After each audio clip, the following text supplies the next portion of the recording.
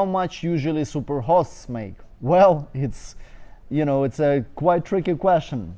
Depends on how many properties you manage, what type of properties, depends on many factors. I know some people are super hosts with one property that making money for just for food or for coffee, but they still super hosts.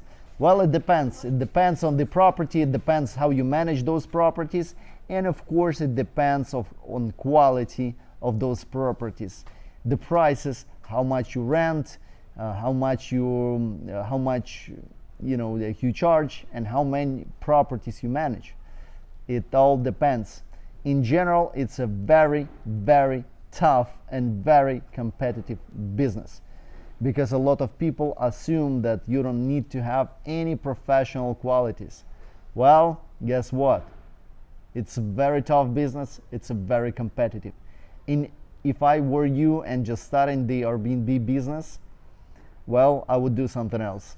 But again, if you have 10,000 hours and you're ready to start your journey, do it.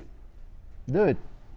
If you need to have professional services, go to our website, completehospitalitymanagement.com, and we will help you with all things that you might need about Airbnb business, about hospitality management, about building your own site and platform for this type of business.